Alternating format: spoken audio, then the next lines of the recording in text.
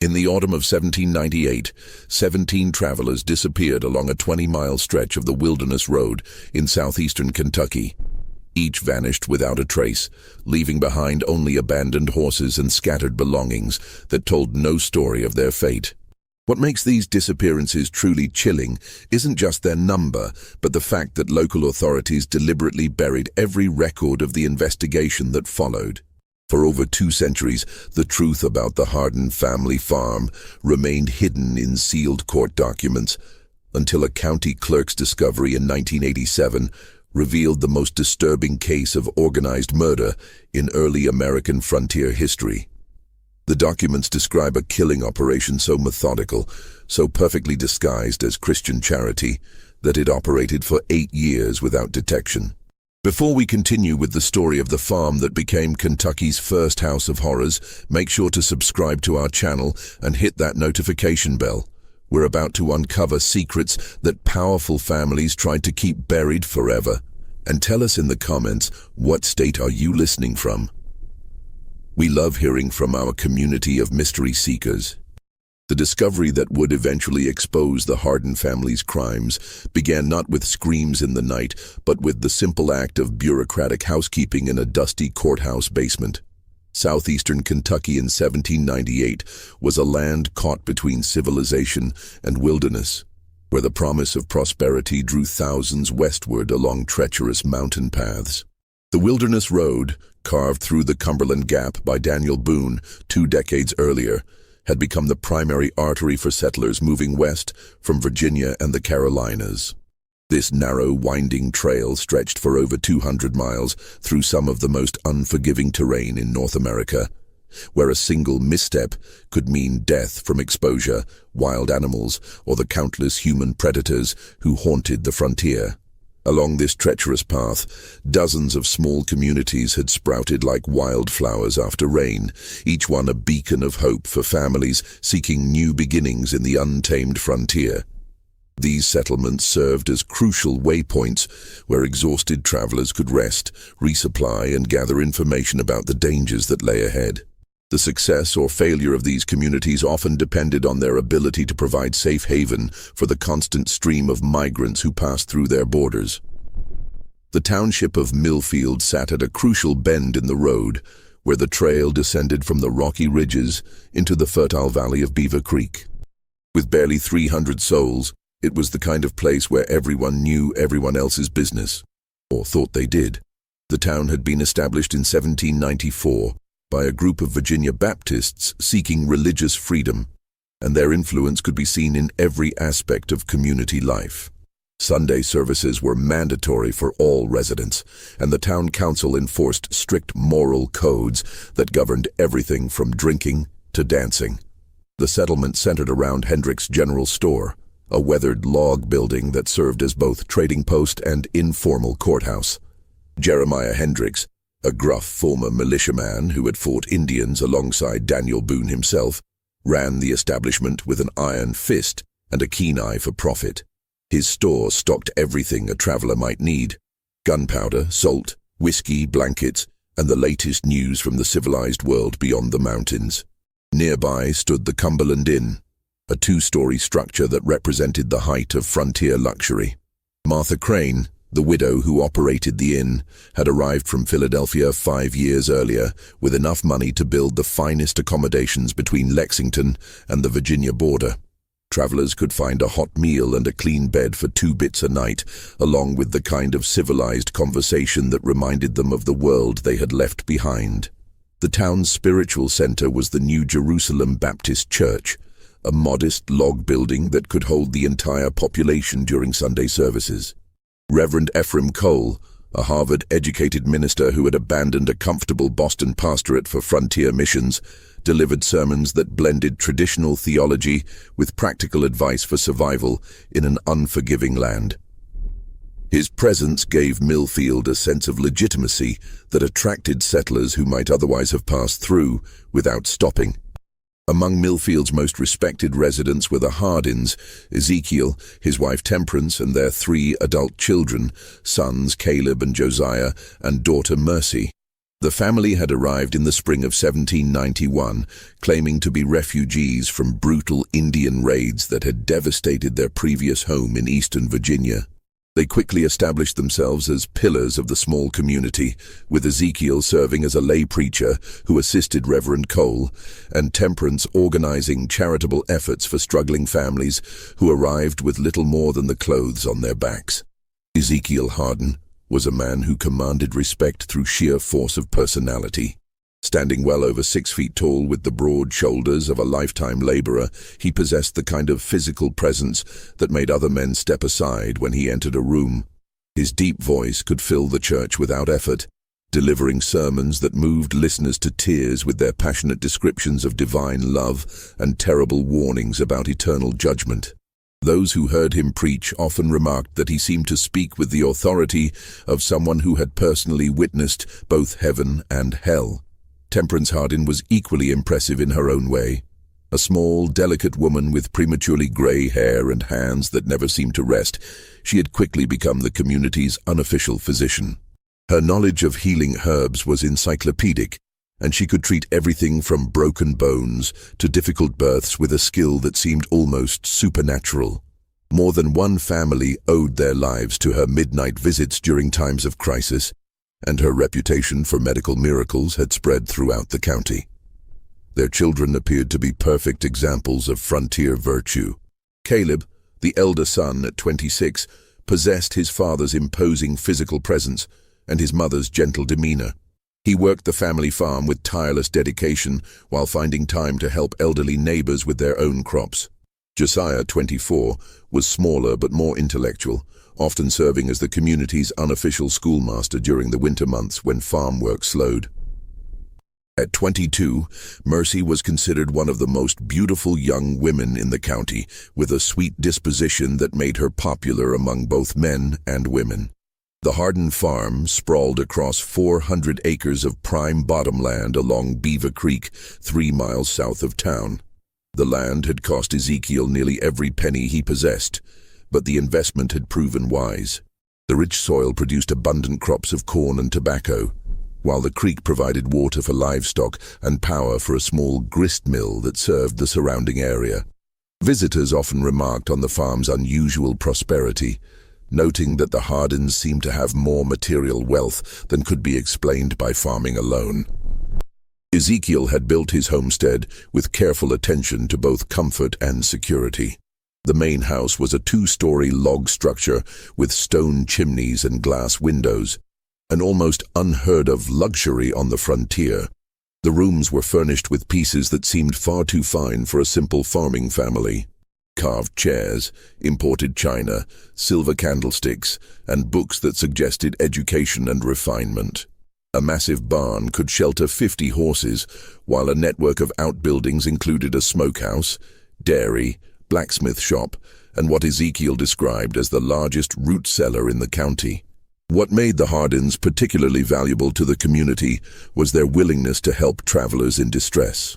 The frontier was unforgiving to those who traveled alone or unprepared, and barely a week passed without someone arriving at the farm seeking assistance.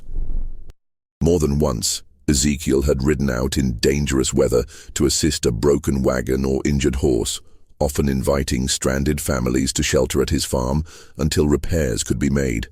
Such hospitality was considered a Christian duty on the frontier, but the Hardins took it to extraordinary lengths. Temperance was particularly known for her willingness to treat injured or sick travelers, regardless of their ability to pay. Her medical skills had saved countless lives, and many families continued their journeys only because of her intervention. She maintained a well-stocked infirmary in one of the outbuildings, complete with surgical instruments and medications that most frontier doctors could only dream of possessing. The family's reputation for hospitality had grown so strong that by 1798, it was common for travelers to specifically seek out the Hardin farm when planning their journey. Local guides regularly directed parties toward Beaver Creek, assuring them that the Hardins would provide fair prices for supplies and safe shelter for the night. The family's guest book, which Mercy maintained with careful attention to detail, recorded hundreds of visitors over the years, merchants, ministers, families, and solitary adventurers who had found refuge at the prosperous farm. But in the harsh reality of frontier life, where death lurked behind every tree and trust could be fatal, appearances could be more than deceiving. They could be deadly. The first sign that something was terribly wrong came on October 13, 1798, when a merchant named Samuel Fletcher failed to arrive in Lexington as scheduled. Fletcher was no ordinary traveler. He was one of the most experienced and reliable merchants on the Wilderness Road, a man whose punctuality had made him wealthy in a world where timing could mean the difference between profit and devastating loss. For 12 years he had made the dangerous journey between Virginia and Kentucky 4 times annually, carrying manufactured goods west and raw materials east. Fletcher's business partner, Thomas Greeley, had worked with the merchant long enough to know his habits intimately. Fletcher never deviated from his planned schedule without sending word, and he never took unnecessary risks that might jeopardize his valuable cargo. When Greeley received no word after 5 days, 2 days beyond Fletcher's promised arrival, he knew something catastrophic had occurred. Greeley's search began at dawn on October 18th, following Fletcher's known route backward from Lexington. He questioned innkeepers, merchants, and farmers along the way, each of whom confirmed that Fletcher had passed through on schedule. The trail remained clear until Greeley reached the vicinity of Millfield, where Fletcher seemed to have simply vanished from existence. The discovery of Fletcher's horse came at noon on the second day of searching. The distinctive bay mare was found grazing loose near Miller's Creek, still wearing its saddle but showing no signs of injury or distress. The animal appeared well fed and cared for, as if it had been deliberately released rather than abandoned in panic. Most puzzling of all, the horse's bridle had been removed and hung carefully on a nearby tree branch, an act that suggested human intervention rather than accident. Fletcher's saddlebags remained intact, containing his trading goods and a leather pouch with nearly $50 in silver coins, a fortune that represented months of dangerous work. The money's presence ruled out simple robbery, the most common explanation for frontier disappearances. Even more disturbing, Fletcher's personal effects were scattered in a deliberate line, leading away from the road toward the interior woodlands, as if he had been forced to drop them one by one while being dragged from his horse. The local constable, Jacob Winters, was a man uniquely qualified to investigate such mysteries.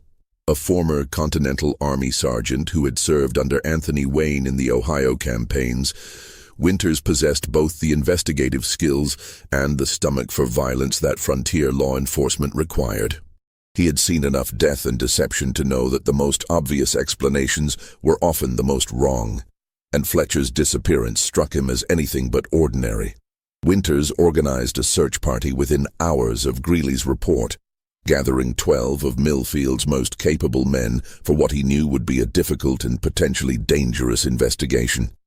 The searchers included Henrik Johansson, a Swedish immigrant whose tracking skills rivaled those of the local Indians, and Benjamin Stokes, a former bounty hunter who knew every hiding place within 50 miles of town.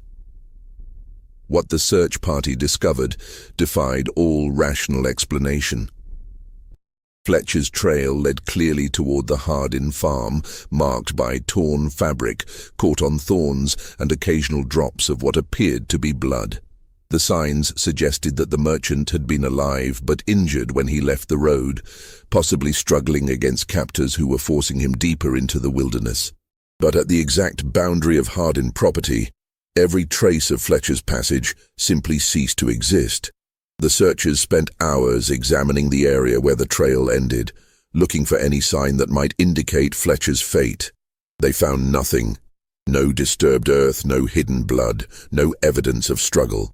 It was as if Samuel Fletcher had been lifted from the ground by invisible hands and carried away into thin air.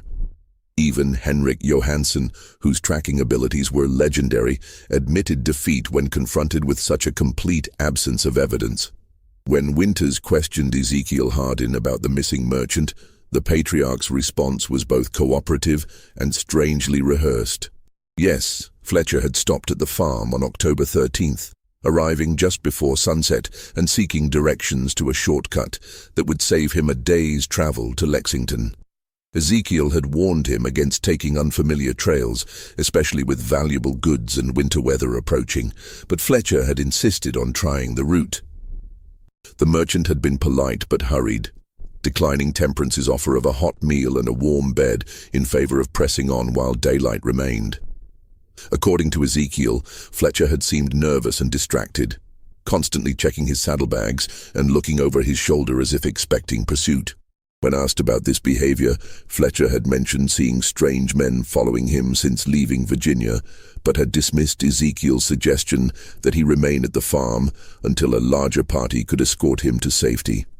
The last the family had seen of him, Fletcher was riding north toward the ridge country, determined to find his shortcut despite growing darkness and threatening weather. Ezekiel's account was corroborated in exact detail by his entire family, each member providing identical descriptions of Fletcher's visit. They remembered his urgency, his dismissal of their warnings, even his precise words when declining their hospitality. Temperance recalled that the merchant had complained of stomach problems and had accepted a small bottle of her herbal medicine before departing.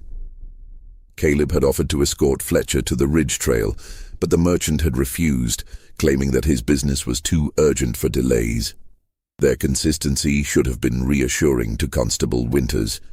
Instead, it struck him as unnaturally perfect, like a story that had been carefully rehearsed and practiced until every detail was fixed in memory. Real witnesses, in Winters' experience, always contradicted each other on minor points while agreeing on major ones. The Hardins' account was too polished, too complete, too free of the small inconsistencies that marked genuine testimony. The constable's suspicions deepened when he noticed significant changes in the farm's layout since his last visit several months earlier. A new smokehouse had been built near the main barn, unusually large for a family operation, and constructed with thick stone walls that seemed designed for more than food preservation. Fresh earth surrounded several outbuildings, as if extensive digging projects had recently taken place. Most peculiar of all, the family's root cellar appeared to have been substantially enlarged, with new timber supports visible around an entrance that now seemed large enough to accommodate a wagon. When Winters asked about these improvements, Ezekiel explained that the family had enjoyed an exceptionally profitable harvest and had decided to invest in better facilities for storing and processing their crops. The enlarged root cellar was necessary for the increased volume of vegetables and preserved foods they planned to sell in Lexington, while the new smokehouse would allow them to cure meat for both family use and commercial sale. The explanations were reasonable and well delivered, but something in Ezekiel's manner suggested he was choosing his words with unusual care. Most disturbing of all, the family's usual warmth seemed forced during Winters' visit, their famous hospitality carrying an undercurrent of nervous energy that the constable couldn't ignore. Temperance's hands shook slightly as she served coffee, and Mercy kept glancing toward her father, as if seeking approval for every word she spoke. Even Caleb and Josiah, normally confident and outgoing young men, seemed subdued and watchful in ways that suggested they were hiding something significant. But without concrete evidence of wrongdoing, there was little Constable Winters could legally do. Fletcher's case was officially recorded as a probable highway robbery or Indian attack, his name added to the growing list of frontier casualties that marked the price of westward expansion. The merchant's horse was sold at auction to cover his outstanding debts, and within a month, Samuel Fletcher existed only in the memories of those who had known him. Yet Fletcher's disappearance would prove to be just the beginning of a pattern that would terrorize the Wilderness Road for the next 8 months, transforming a prosperous farming community into a place where travelers whispered warnings and parents kept their children close to home after dark. Throughout the winter of 1798 and into the spring of 1799, the disappearances continued with terrifying regularity that defied all rational explanation. Every 2 to 3 weeks, another traveler would vanish without explanation along the same stretch of road. creating a zone of fear that stretched for nearly 20 miles in every direction from Millfield. The victims varied dramatically in age, wealth, and traveling circumstances. Solitary merchants like Fletcher, small family groups, even heavily armed parties traveling together for mutual protection. What united them was their complete disappearance, and the fact that each had been seen heading toward or inquiring about directions to the Harden farm before vanishing into the wilderness. Dr. Marcus Cromwell disappeared in November during his journey from Richmond to establish a medical practice in Louisville. The 43-year-old physician had been carrying his entire life's work in the form of medical instruments, books, and supplies worth over $300, an investment that represented years of saving and planning. His wagon had been found overturned near Devil's Fork, 3 miles from the Harden farm, with the contents scattered but apparently untouched. Local authorities assumed that Cromwell had been thrown from his seat during an accident and had wandered into the wilderness in a state of confusion, eventually dying of exposure. The explanation seemed reasonable until searchers discovered that Cromwell's medical bag was missing from the wreckage. The leather satchel contained surgical instruments of exceptional quality, including a bone saw and amputation kit that would be invaluable to anyone attempting to practice frontier medicine. No wild animal would have taken such items, and ordinary thieves would have been more interested in the coins and trade goods that remained scattered around the crash site. The Henley family vanished in December during one of the worst blizzards in recent memory. Jonathan Henley, his wife Elizabeth, and their 2 young children had been seeking shelter when their wagon became mired in a snowdrift only half a mile from the Harden farm. According to Ezekiel's subsequent account, the family had never reached his property despite the short distance, presumably becoming lost in the storm and freezing to death in the wilderness. Their bodies were never found, despite extensive searches conducted when the weather cleared. What made the Henley case particularly disturbing was the discovery of their wagon a week after the storm. The vehicle had been pulled from the snowdrift and abandoned beside the road, cleaned of snow and apparently searched thoroughly. The family's clothing and personal belongings were gone, but their food supplies and tools remained untouched. Most puzzling of all, tracks around the wagon suggested that multiple people had worked together to free it from the drift, an act that would have required considerable time and effort in dangerous weather. January brought the disappearance of Reverend Nathan Cross, a circuit preacher carrying donations for a new church in Frankfurt. Cross was known throughout the region for his powerful sermons and his fearless travels through even the most dangerous areas of the frontier.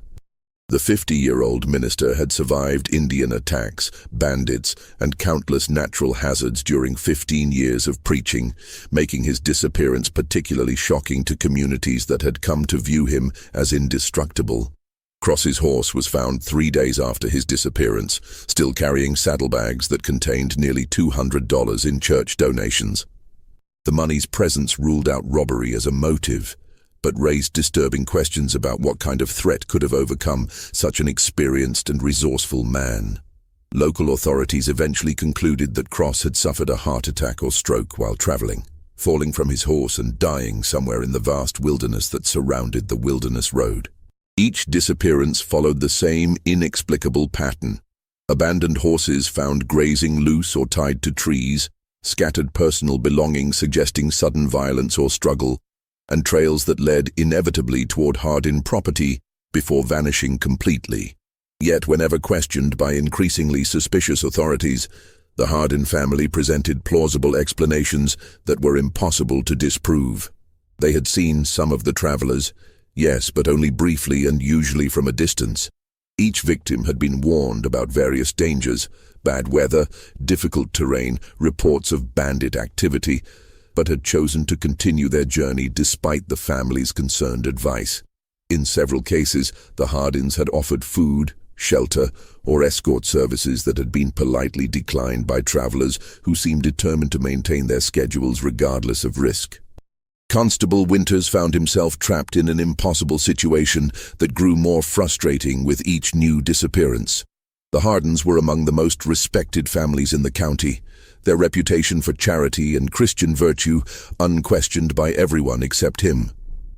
Ezekiel's sermons continued to draw crowds from surrounding townships, his passionate delivery and biblical knowledge impressing even educated ministers like Reverend Cole. Temperance's medical skills had saved dozens of lives during the previous summer's fever outbreak, earning her a reputation that bordered on sainthood among grateful families. To accuse such pillars of the community without ironclad proof would be professional suicide and social ostracism. Winters had seen what happened to lawmen who made accusations they couldn't prove. They found themselves friendless, unemployed, and sometimes facing charges of their own. The frontier operated on a complex web of personal relationships and mutual obligations, and attacking the wrong family could destroy a man's life more effectively than any legal proceeding. Moreover, the family's explanations, while consistently convenient, were entirely believable within the context of frontier life. The wilderness road was genuinely dangerous, plagued by bandits, hostile Indians, severe weather, and the countless natural hazards that claimed lives regularly. Dozens of travelers disappeared each year under circumstances far less mysterious than those surrounding the Hardin farm. What made this cluster of vanishings different was purely statistical. Too many people, too close together, all last seen in the same general area. But statistics meant little in a world where evidence was everything, and evidence seemed to evaporate like morning mist whenever investigators approached the Hardin property. The family welcomed searches of their buildings and grounds, answered questions with apparent openness, and even provided volunteers for search parties that combed the surrounding wilderness for signs of the missing travelers. Their cooperation was so complete and enthusiastic that it felt almost like mockery to the increasingly frustrated constable. The first crack in the family's carefully maintained facade came from an unexpected source. 9-year-old Timothy Vaughan, whose family lived on a small homestead 2 miles east of the Hardin farm. Timothy was known throughout the community as an imaginative child who loved to explore the woods around his family's property, often returning home with elaborate stories about the wildlife and natural wonders he had discovered during his adventures. In March 1799, young Timothy approached Constable Winters with a story that initially seemed like another product of childish imagination. The boy claimed he had been exploring the woods near Beaver Creek when he heard screaming coming from the direction of the Hardin farm. But these weren't the kind of screams that came from accidents, arguments, or even childbirth. They were the sustained, desperate cries of someone in mortal terror, rising and falling in patterns that suggested both physical pain and psychological torment. According to Timothy, he had heard such sounds at least 5 times over the winter, always during the darkest hours of night, when decent folk should be asleep. The screaming would continue for what seemed like hours, sometimes accompanied by other sounds that the boy couldn't identify: rhythmic hammering, the creak of pulleys or ropes, and occasionally what sounded like multiple voices chanting in unison. The sounds always ended abruptly, followed by a silence so complete that Timothy wondered if he had imagined the entire episode. When Winters questioned the boy's parents, they admitted to hearing strange sounds themselves, but had dismissed them as natural phenomena common to frontier life. Animal calls distorted by wind and distance perhaps, or the sounds of nocturnal predators hunting in the wilderness. After all, the Hardins were good Christian folk who had never given anyone cause for suspicion. What possible explanation could there be for screaming in the night coming from such a respectable household? Timothy's account might have been dismissed as childhood imagination or misinterpreted natural sounds, except for one detail that gave Constable Winters considerable pause. When pressed for specifics, the boy could accurately describe the approximate dates when he had heard the screaming, and each corresponded exactly with the estimated time of a traveler's disappearance. The correlation was too precise to be coincidental, too consistent to be explained by chance. Armed with Timothy Vaughan's disturbing testimony, Constable Winters began to build a case against the Hardin family with the methodical patience of a man who understood that accusations against such prominent citizens would require absolutely unassailable proof. He started by quietly interviewing other neighbors who lived within hearing distance of the farm, asking carefully worded questions that wouldn't reveal his growing suspicions or alert the Hardins to his investigation. What emerged from these discreet inquiries was a disturbing pattern of small inconsistencies and unexplained phenomena that had been overlooked, dismissed, or rationalized away by people who trusted the family's reputation more than their own observations. Each piece of evidence was minor when considered individually, but together they painted a picture that made Winter's blood run cold. Sarah Mitchell, whose small farm lay closest to the Hardin property, recalled several nights when she had seen unusual activity at their homestead. Lanterns moving between buildings at hours when decent folk should be sleeping, the sounds of digging and heavy construction that seemed to continue until dawn. When she had mentioned these observations to Temperance Hardin after church services, the woman had offered a reasonable explanation. The family was working on extensive improvements to their root cellar and other storage facilities, and they preferred to do such labor during cool night hours rather than waste precious daylight that could be spent tending crops. The explanation had satisfied Sarah at the time, but in retrospect she realized that the nighttime construction had continued for months longer than any reasonable building project would require. Moreover, she had never seen evidence of the massive amounts of excavated earth that such extensive digging should have produced. When pressed by Winters for more details, Sarah admitted that the sounds had often been accompanied by what seemed like muffled voices, and occasionally what might have been cries of pain or distress. Old Henrik Johansson, whose farm bordered the Hardin property to the north, reported findings that were even more troubling.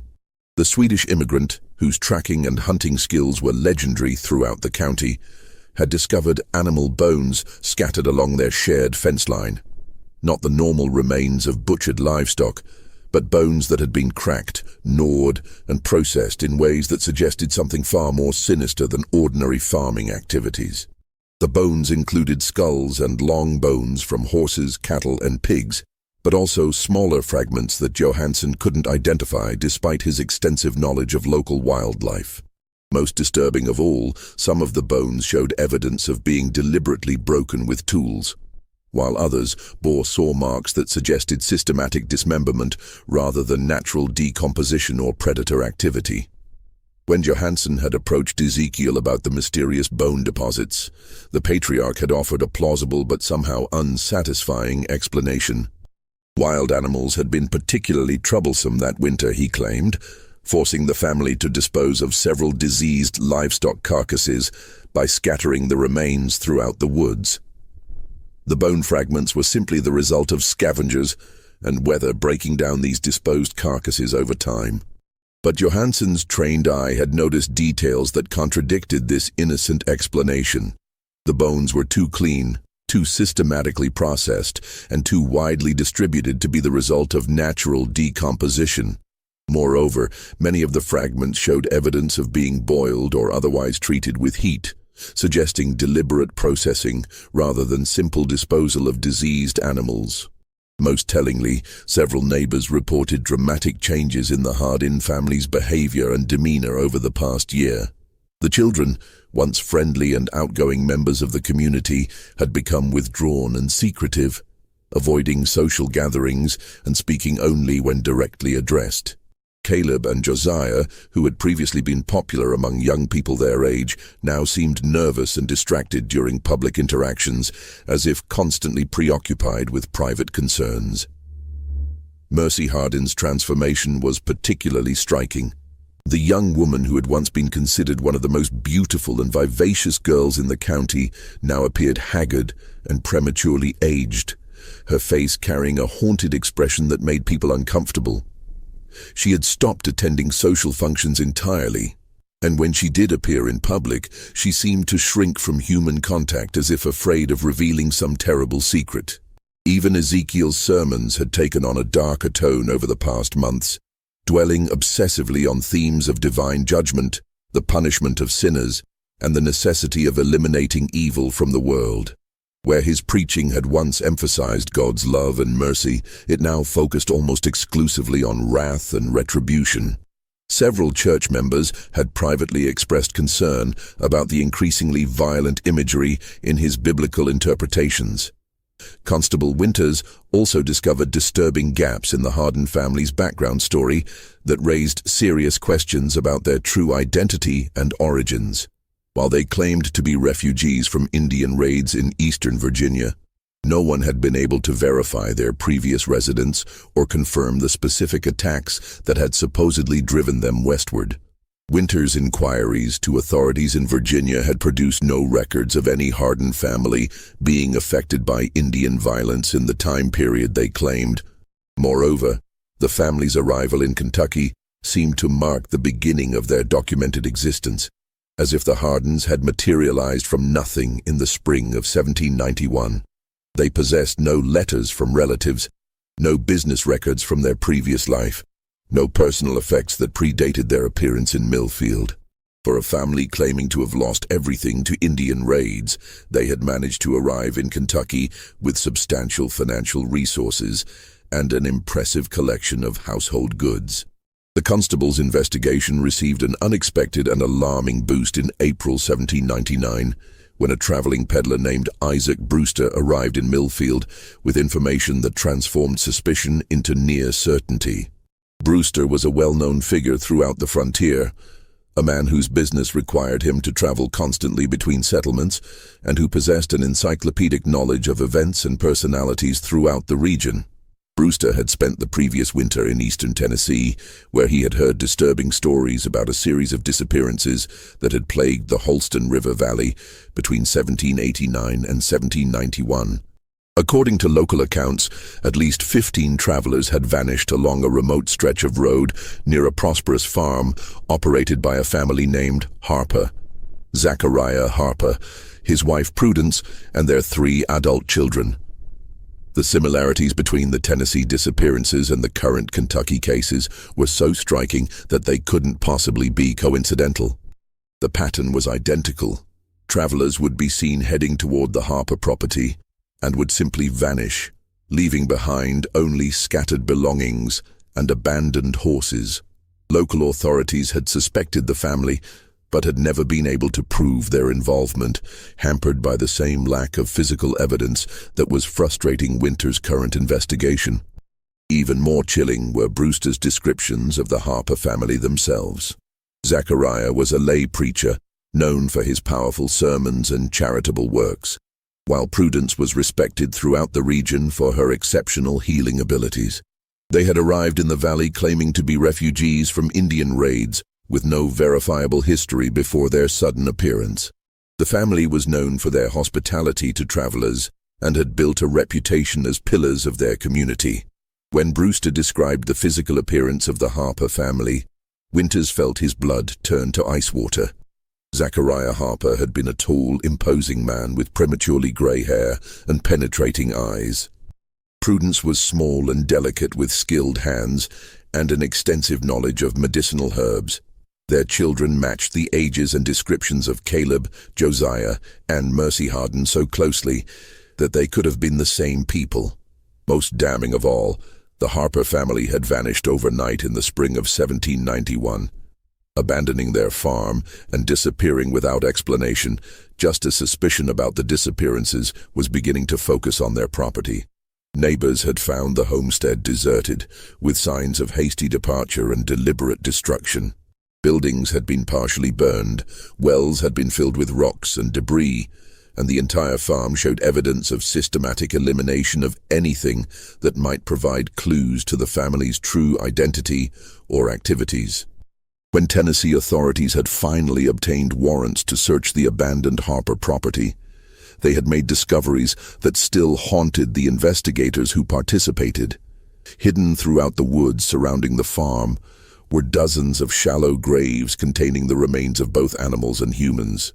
The human remains included personal effects belonging to several of the missing travelers, creating undeniable evidence that the Harper family had been responsible for multiple murders.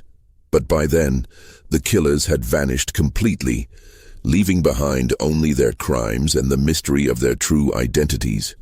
A 6-month manhunt had failed to locate any trace of the Harper family, and the case had eventually been closed with the assumption that they had either died in the wilderness or fled to territories beyond the reach of American law. The implications of Brewster's revelations were staggering and terrifying. If his account was accurate, the Hardin family were not merely local criminals who had committed a few opportunistic murders. They were experienced serial killers who had perfected their methods over years of practice, moving from region to region when suspicion grew too strong and leaving behind a trail of bodies that stretched across multiple states. Even worse, their current operation in Kentucky appeared to be far more sophisticated and successful than their previous activities in Tennessee. They had learned from their mistakes, developed better methods of disposing of evidence, and created a more convincing cover identity that had allowed them to operate undetected for 8 years.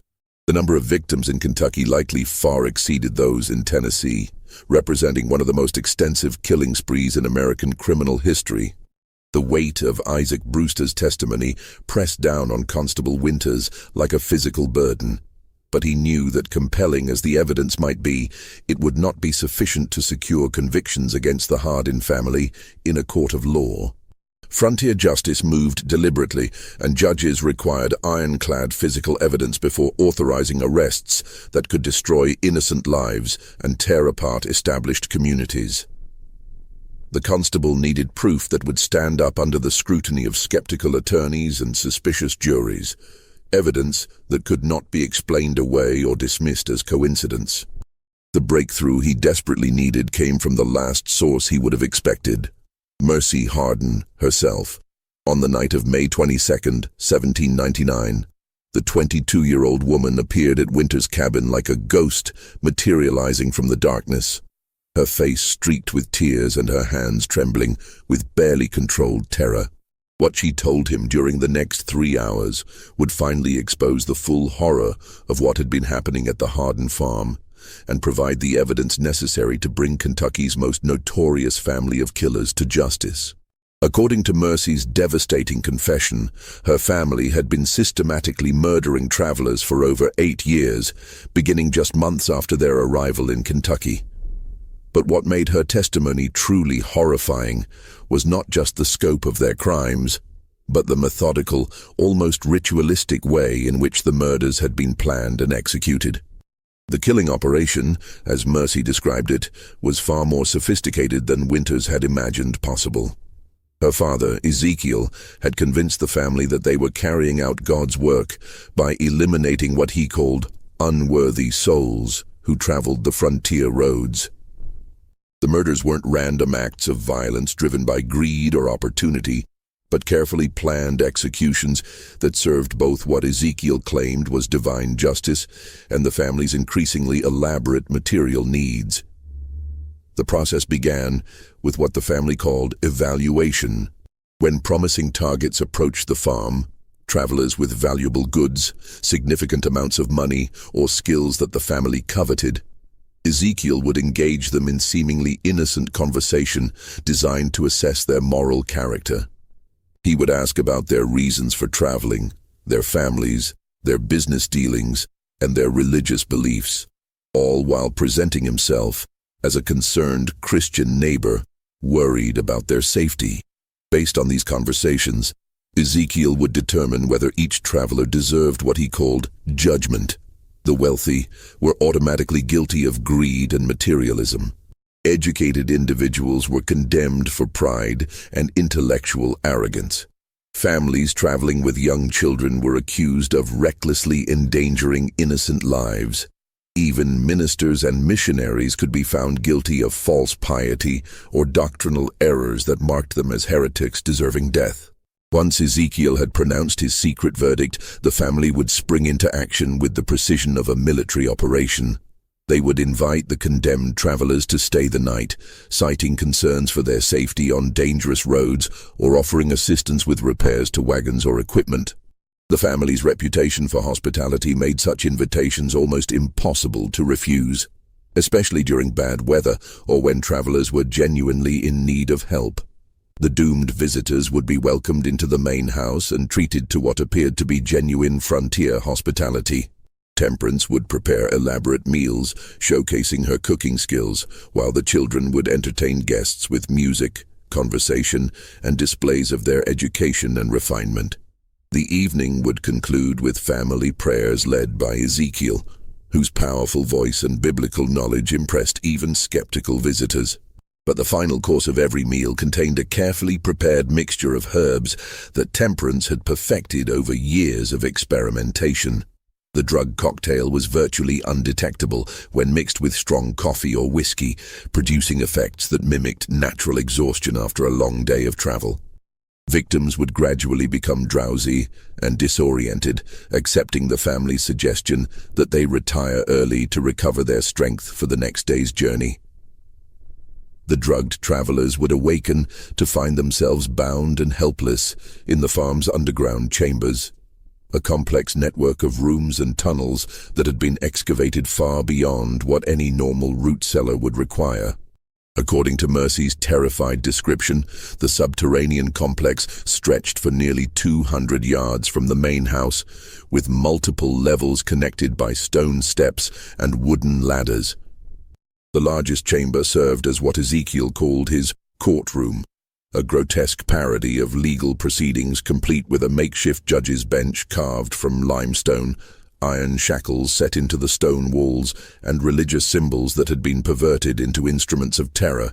Here, Ezekiel would preside over formal trials that determined each captive's final fate, presenting evidence of their supposed sins and delivering verdicts that were predetermined before the proceedings even began.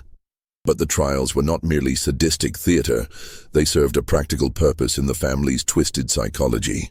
By framing the murders as acts of divine justice rather than simple crimes, Ezekiel had created a belief system that allowed his family to commit atrocities while maintaining their self-image as righteous Christians. Each killing became a religious duty, each victim a sacrifice offered to purify the frontier of unworthy souls. The sentences handed down in Ezekiel's underground courtroom varied according to his assessment of each victim's sins and the family's current needs. Some prisoners were kept alive for weeks or even months, forced to use their skills for the family's benefit before being executed. Dr. Cromwell, the physician who had disappeared in November, had been compelled to train Temperance in advanced surgical techniques before his death. Reverend Cross had been forced to write sermons that Ezekiel later delivered as his own, enhancing his reputation as a biblical scholar. Others faced immediate execution, usually by methods that Ezekiel claimed were biblically sanctioned. Hanging was reserved for thieves and bandits, while drowning in the underground cisterns was the fate of those guilty of pride or blasphemy. The most elaborate executions were saved for those whom Ezekiel judged to be the most wicked, a category that included wealthy merchants, government officials, and anyone who had shown skepticism about frontier religion. Just when we thought we'd seen it all, the horror in Kentucky intensifies. If this story is giving you chills, share this video with a friend who loves dark mysteries, hit that like button to support our content, and don't forget to subscribe to never miss stories like this. Let's discover together what happens next. Mercy's testimony revealed the systematic nature of the family's crimes in terrifying detail. Each member had been assigned specific roles in both the murders and the elaborate cover-up that followed. Caleb and Josiah served as the muscle of the operation, responsible for capturing victims, maintaining the underground complex, and disposing of bodies through a limestone cave system that connected to the deepest parts of the excavated chambers. Their size and strength made them ideal for the physical demands of moving unconscious prisoners and heavy loads of earth and stone.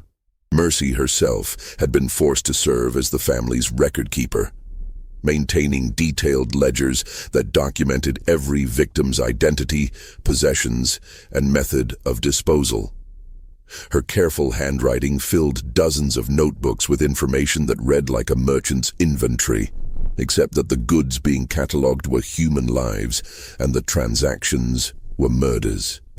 Each entry included the victim's name, age, appearance, estimated wealth, and personal belongings. along with notes about their final words and behavior during their imprisonment. Temperance's role was perhaps the most crucial to the operation's success. In addition to preparing the drugs that incapacitated victims, she served as the family's medical expert, keeping prisoners alive when their skills were needed and ensuring that executions proceeded without complications that might create evidence. Her knowledge of anatomy, gained through years of frontier medical practice, had been perverted into expertise in torture and murder. Most chilling of all, Temperance had developed what she called treatments for prisoners who proved uncooperative or attempted to escape.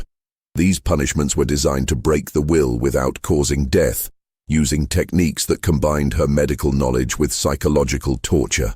Prisoners who refused to comply with the family's demands would find themselves subjected to calculated doses of pain and terror until they became completely submissive. The family's success in avoiding detection had depended on more than just careful planning. It required an elaborate system of disposal and deception that eliminated all evidence of their crimes.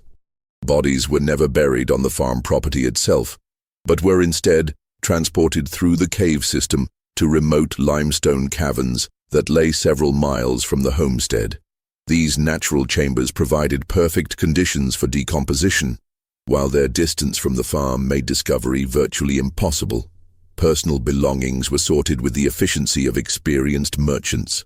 Valuable items, money, jewelry, fine weapons and tools were either kept by the family or sold in distant markets where they couldn't be traced to missing persons. Less valuable objects were carefully scattered along roads throughout the region, creating false trails that suggested robbery or Indian attacks. Even victims' clothing was processed systematically, with useful garments kept for the family's use, while distinctive items were destroyed to prevent identification. The horses presented a particular challenge, since they were both valuable and easily recognized by people familiar with the victims. The family had developed relationships with unscrupulous horse traders in distant counties who asked no questions about the animals' origins. By selling the horses far from where their owners had disappeared, the Hardins created additional false trails that further confused investigations.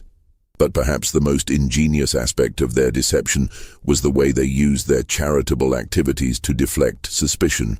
Every act of kindness, every medical treatment provided by Temperance, every sermon delivered by Ezekiel served dual purposes. They genuinely helped the community while creating a reputation that made the family virtually above suspicion. Who would believe that people who saved lives during epidemics could be responsible for systematic murder? The family had even developed contingency plans for different types of investigations. If authorities became too suspicious, they would temporarily cease their killing activities while increasing their charitable works to reinforce their reputation. They had identified several escape routes that would allow them to abandon the farm quickly if discovery seemed imminent, just as they had done when leaving Tennessee years earlier. According to Mercy, the family had been planning to expand their operation significantly. They had identified several other remote farms along the Wilderness Road where similar trials could be conducted, creating a network of killing sites that would allow them to operate with even greater impunity. The ultimate goal was to establish what Ezekiel called courts of divine justice throughout the frontier, eliminating unworthy travelers on a scale that would reshape the moral character of the entire region. But what finally drove Mercy to confession was not moral awakening or sudden conscience. It was terror for her own life. She revealed that Ezekiel had grown increasingly paranoid about potential discovery and had begun to view anyone who might pose a threat as deserving of judgment. That list now included several neighbors who had asked too many questions. Isaac Brewster, the peddler, who had been making inquiries about the Tennessee disappearances, and even Constable Winters himself. More immediately terrifying, Mercy disclosed that another victim was currently being held in the underground chambers. A traveling surveyor named William Patterson, who had been captured 3 days earlier and was scheduled for trial the following night. But Patterson was not the only prisoner in the family's custody. Unknown to the outside world, they were also holding 2 other captives. a young woman named Rebecca Foster who had been missing for over a week, and an elderly man identified as Luther Grimsby, a traveling preacher who had disappeared the previous month. The revelation that multiple victims were being held simultaneously showed how confident the family had become in their methods and how dramatically they had escalated their activities. What had begun as opportunistic murders of isolated travelers had evolved into something approaching an industrial killing operation, with prisoners being held, sorted, and executed according to an elaborate schedule that treated human life as raw material for the family's twisted purposes. Winters realized that time had run out for careful investigation and legal procedures. If Mercy's information was accurate, innocent people were going to die within hours unless immediate action was taken. But he also knew that a direct confrontation with the Hardin family would be extraordinarily dangerous. They were armed, prepared for resistance, and operating from a fortified position that they had spent years perfecting for exactly this type of situation. Constable Winters faced the most difficult decision of his law enforcement career, knowing that every choice carried deadly consequences. He could attempt to arrest the Hardin family single-handed, risking not only his own life, but potentially alerting them to escape before their current victims could be rescued. Alternatively, he could ride to Lexington for reinforcements, almost certainly condemning Patterson, Foster, and Grimsby to death, while giving the Hardins time to destroy evidence and flee to another territory where they could resume their killing spree. The choice became easier when Winters realized he wouldn't have to act alone. Henrik Johansson, the Swedish farmer whose suspicions had been growing for months, volunteered immediately when approached for assistance. The immigrant's military experience in the Swedish army and his intimate knowledge of the local terrain made him an invaluable ally for what would essentially be a combat operation. Isaac Brewster also volunteered his services, driven by guilt over his failure to expose the Harper family's crimes in Tennessee years earlier. The peddler's knowledge of the family's previous methods and his experience with frontier violence would be crucial in anticipating their likely responses to attack. Two other men from town, Benjamin Stokes, the former bounty hunter, and Daniel Crawford, a veteran of Indian fighting, completed the hastily assembled rescue party. The plan they developed was necessarily simple, but extremely dangerous. The group would approach the Hardin farm after midnight on May 23rd, using darkness and surprise to overcome the family's defensive advantages. Their primary objective was rescuing the imprisoned victims, with capturing the killers being a secondary consideration. If the Hardins could not be taken alive, the rescuers were prepared to use whatever force necessary to prevent their escape. Mercy provided crucial intelligence about the farm's layout and the family's likely defensive positions. The underground complex had only two entrances, the main access through the enlarged root cellar, and a concealed emergency exit that emerged in the woods nearly a quarter-mile from the main house. The family kept weapons cached at both locations, and Ezekiel had drilled his sons in defensive tactics designed to hold off attackers long enough for the family to escape through the cave system.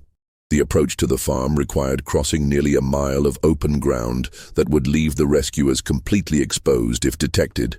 Johansson's tracking skills proved invaluable in identifying a route that used creek beds and tree lines to provide maximum concealment. The group moved with the silence of experienced hunters, each man understanding that discovery would likely mean death for both themselves and the prisoners they were trying to save. What they discovered when they reached the Hardin property exceeded their worst expectations, and confirmed that Mercy's testimony had actually understated the scope of her family's crimes. The farm showed clear evidence of recent excavation work far beyond what any normal agricultural operation would require. Piles of earth and stone were scattered throughout the property, while the smell of lime and decay hung in the air like a physical presence. The main house appeared normal from the outside, with warm light glowing in the windows and smoke rising from the chimneys. But as the rescuers drew closer, they could hear sounds that chilled their blood, muffled voices coming from beneath the ground, occasional screams that were quickly silenced, and the rhythmic sound of metal striking stone that suggested ongoing construction work in the underground chambers. The rescue operation began at precisely 2 a.m., when the raiders believed the family would be least alert and most vulnerable to surprise attack. Winters and Johansson approached the main entrance to the underground complex, while Stokes and Crawford positioned themselves to block the emergency exit. Brewster remained with the horses, ready to provide covering fire if the operation went wrong. The root cellar entrance proved to be far more elaborate than Mercy had described. What appeared from the surface to be a simple storage facility was actually a sophisticated fortification with multiple defensive positions and clear fields of fire. The Hardins had spent years preparing for exactly this type of assault, creating killing zones that would allow a small number of defenders to hold off a much larger attacking force. But the raiders' greatest advantage was complete surprise. The family had grown complacent after years of successful operation, never imagining that their carefully maintained cover could be penetrated by local law enforcement. When Winters and Johansson descended into the underground complex, they found Ezekiel and his sons completely unprepared for resistance, focused instead on the grisly business of preparing their current victims for execution. The rescue of the prisoners was both easier and more horrifying than the raiders had anticipated. They found William Patterson chained in a stone cell barely large enough for a man to stand upright, weak from days without adequate food, but alive and coherent. Rebecca Foster was in worse condition, showing signs of the treatments that Temperance had used to break her resistance. Luther Grimsby was barely conscious, his health broken by weeks of captivity and psychological torture. But the prisoners were not the only occupants of the underground complex. As the raiders penetrated deeper into the cave system, they discovered evidence of the family's crimes that defied human comprehension. The limestone chambers contained a charnel house of human remains spanning nearly a decade of systematic murder. Bones, clothing fragments, and personal effects were scattered throughout multiple rooms, creating an archaeological record of atrocity that would take weeks to fully catalogue. The physical evidence was overwhelming in both scope and detail. In addition to the human remains, the raiders found the detailed records that Mercy had described, written in her careful handwriting and organized with the precision of a merchant's ledger. The notebooks contained the names, descriptions, and final possessions of 67 victims spanning 8 years, far more than the investigation had uncovered, and representing one of the most extensive killing sprees in American criminal history. But perhaps the most damning evidence was discovered in what Ezekiel had called his courtroom. The underground chamber contained not only the makeshift judge's bench and religious symbols that Mercy had described, but also a collection of personal trophies taken from victims. Scalps, jewelry, weapons, and other mementos were displayed like battle honors, creating a museum of murder that revealed the full extent of the family's sadistic pride in their crimes. The capture of the Hardin family proved to be swift but violent, as Ezekiel and his sons attempted to fight their way out of the underground complex rather than face the justice they had denied their victims.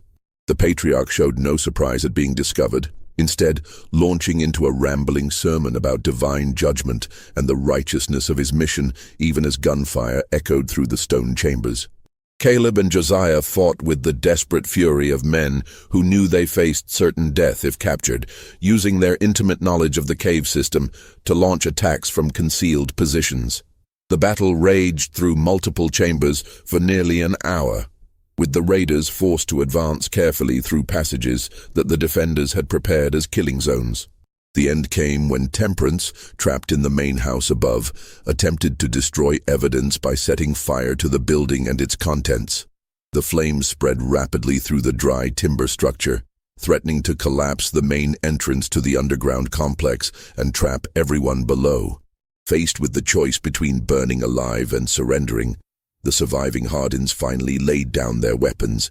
Only Mercy surrendered willingly, her confession having already condemned her family and sealed their fate. She was found in her room, kneeling in prayer and apparently resigned to whatever judgment awaited her. Her cooperation with the investigation had been motivated not by moral awakening, but by terror that her father's paranoia would eventually mark her for execution along with the family's other perceived enemies. The aftermath of the Hardin family's capture sent shockwaves throughout Kentucky and the broader frontier region, forcing communities to confront the terrifying reality that one of their most respected families had been systematically murdering travelers for nearly a decade. The evidence recovered from the underground complex was so overwhelming and disturbing that local authorities struggled to process the full scope of the crimes. The investigation that followed the raid revealed details that exceeded even the raiders' worst expectations.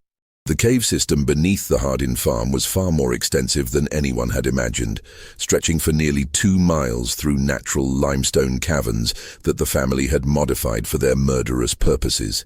Multiple chambers had been excavated and reinforced, creating an underground complex that could house dozens of prisoners simultaneously. The physical evidence recovered from these chambers painted a picture of systematic murder that spanned not just the 8 years the family had lived in Kentucky, but potentially decades of similar crimes in other territories. In addition to the 67 victims documented in Mercy's careful records, searchers found personal effects and human remains that suggested the true number of murders was significantly higher. Particularly disturbing was the discovery of children's clothing and toys among the recovered evidence, indicating that entire families had been murdered rather than just individual travelers. The Henley family, who had disappeared during the December blizzard, were found to have been held in the underground complex for over a week before being executed. Their children, ages 6 and 8, had been kept alive for several days after their parents' deaths before being killed, and their bodies disposed of in the deepest parts of the cave system. The trial of the Hardin family began in late June 1799 and lasted for nearly a month, drawing spectators from across Kentucky and the surrounding territories. The courthouse in Lexington was packed daily with crowds that included victims' relatives, curious onlookers, and legal experts who recognized the case as unprecedented in American criminal history. The evidence presented was so overwhelming and disturbing that the presiding judge, Honorable Samuel Whitmore, ordered portions of the testimony sealed from public view. Ezekiel Hardin's behavior during the trial shocked even experienced court observers. Rather than showing remorse for his crimes or attempting to minimize his family's responsibility, he used his testimony as an opportunity to deliver extended sermons about divine justice and the righteousness of his mission. He claimed that every murder had been sanctioned by God as part of a holy war against sin and corruption on the frontier. According to Ezekiel's twisted theology, he and his family had been chosen as instruments of divine judgment, tasked with eliminating unworthy souls who posed a threat to the moral order of Christian civilization. The money and goods taken from victims weren't theft, but righteous compensation for their sacred work. The elaborate underground complex wasn't a prison, but a courthouse where God's justice was administered according to biblical principles. His wife and sons maintained their innocence despite overwhelming evidence, insisting they had been coerced into participating by Ezekiel's religious fanaticism and threats of violence. Temperance claimed that her medical knowledge had been used against her will to keep prisoners alive, while Caleb and Josiah testified that their father had convinced them they were fighting a holy war against agents of Satan who threatened their community. These claims were contradicted by extensive evidence showing that all family members had participated willingly and enthusiastically in the murders. Mercy's detailed records included notations in different handwritings, indicating that each family member had contributed to documenting their crimes. Personal items found in their rooms included trophies taken from victims, suggesting that the killings provided psychological satisfaction rather than mere material gain. Only Mercy Hardin expressed genuine remorse for her role in the murders, though her testimony revealed that her cooperation with authorities had been motivated primarily by fear rather than moral awakening. She provided crucial details about the family's methods and helped identify many of the victims whose remains had been found in the cave system. Her willingness to testify against her family members earned her a degree of mercy from prosecutors, though she would still face severe punishment for her participation in the crimes. The sentences handed down by Judge Whitmore were swift and decisive, reflecting both the severity of the crimes and the community's demand for justice.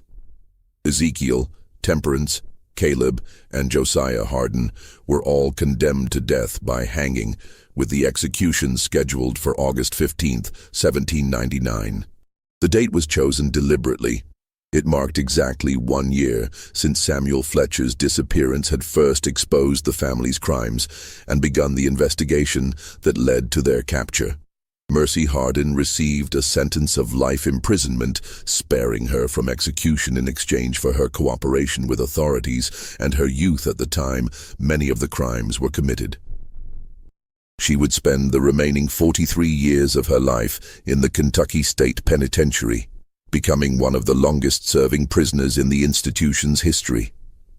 The executions drew the largest crowd in Kentucky's history to that point, with over 4,000 people traveling from throughout the region to witness the end of the frontier's most notorious family of killers. The event took on an almost carnival atmosphere, with vendors selling food and drink to spectators who had made long journeys to see justice served. Ezekiel maintained his religious fanaticism to the very end, using his final words to deliver a rambling sermon in which he cursed the community that had rejected his vision of divine justice. He predicted that God would punish Kentucky for executing his chosen servants, and that the frontier would be overrun by the very sinners his family had worked to eliminate. His wife and sons died in silence, their deaths bringing closure to one of the darkest chapters in early American criminal history. The Hardin farm was burned to the ground immediately after the executions, with every building reduced to ash and rubble in a ceremony that took on ritualistic significance for the traumatized community. The underground chambers were sealed with explosives and tons of rock, creating a tomb that would ensure the family's victims could finally rest in peace. Local authorities declared the land cursed and forbade any future construction on the site. But the legacy of the Hardin family's crimes extended far beyond their own deaths, establishing important precedents in frontier justice and fundamentally changing how communities viewed the balance between hospitality and security. The case led to new laws requiring background verification for land purchases and established protocols for investigating missing persons that would influence law enforcement practices for decades. More importantly, the Hardin case served as a chilling warning about the dangers of blind trust in religious authority and the ease with which evil could hide behind a facade of respectability. Communities throughout the frontier began questioning their assumptions about neighbors and strangers alike, recognizing that surface appearances could mask the darkest intentions. The legal proceedings also established important precedents for the use of circumstantial evidence in capital cases and the protection of witnesses who cooperated with authorities. Mercy Hardin's testimony demonstrated that family loyalty could be overcome by proper incentives and legal protections, paving the way for similar prosecutions in other complex criminal cases. The surviving records of the case were sealed by court order in 1801, with access restricted to law enforcement officials and legal scholars. This decision was made partly to protect the privacy of victims' families, but also to prevent the case from inspiring copycat crimes by other twisted individuals who might see the Hardins' methods as a blueprint for their own murderous ambitions. For nearly 2 centuries, the full truth about the Hardin family remained hidden in those sealed documents, with only fragments of the story surviving in local folklore and family traditions. The few historians who were granted access to the files were required to sign confidentiality agreements that prevented them from publishing their findings or sharing details with other researchers. Even local memory gradually forgot the specific details of the murders, transforming the story into vague tales of bad folks who had once lived along Beaver Creek. The location of the farm itself became uncertain as property lines changed and new settlers arrived who knew nothing of the area's dark history. By the mid-1800s, only a few elderly residents could accurately point out where the Hardin homestead had stood. The rediscovery of the case files in 1987 finally allowed historians to piece together the complete story of Kentucky's first family of serial killers, but even today, many questions remain unanswered. The cave system where the family disposed of their victims has never been fully explored, and authorities believe additional remains may still be hidden in the deepest passages that were too dangerous for 18th century investigators to access. Modern forensic techniques could potentially reveal much more about the family's crimes, but the sealed caverns would be extremely difficult and expensive to excavate. Local authorities have shown little interest in reopening what they consider a historical matter, preferring to let the dead rest undisturbed rather than risk new revelations that might traumatize descendants of the victims. Perhaps most disturbing of all, the Hardin case has forced historians to reconsider other unexplained disappearances along frontier roads throughout the early American period. How many other respectable families might have been hiding similar secrets? How many missing travelers were victims not of random violence, natural hazards, or Indian attacks, but of carefully planned murders by people they trusted? The statistical analysis of frontier disappearances reveals troubling patterns that suggest the Hardin family may not have been unique. Clusters of vanishings near other prosperous charitable families have been identified in Tennessee, Virginia, North Carolina, and Georgia during the same time period. While none of these cases have been definitively linked to systematic murder, the similarities are striking enough to warrant further investigation. The answers to these questions died with Ezekiel Hardin on that August morning in 1799. But the questions themselves serve as a chilling reminder that evil often wears the most innocent face. The greatest horrors in human history have frequently been committed by those who believed they were doing God's work. And the frontier period of American expansion created countless opportunities for such twisted individuals to operate with impunity. The Hardin case also highlights the vulnerability of isolated communities that valued reputation over evidence and trust over vigilance. The family's success depended not just on their own criminal skills, but on their neighbors' willingness to dismiss uncomfortable evidence in favor of maintaining social harmony. The price of that willingness was measured in human lives. This mystery shows us that the frontier justice of early America was often more complex and disturbing than traditional histories have acknowledged. The expansion westward created not just opportunities for honest settlers seeking new lives, but also perfect hunting grounds for predators who understood how to exploit the trust and desperation of vulnerable travelers. What do you think of this story? Do you believe everything was revealed about the Hardin family's crimes, or might there be even darker secrets still buried beneath the Kentucky soil? Could similar families have operated in other frontier regions without ever being discovered? Leave your comment below and share your theories about this case. If you enjoyed this tale and want more horror stories like this, subscribe, hit the notification bell, and share with someone who loves mysteries. See you in the next video.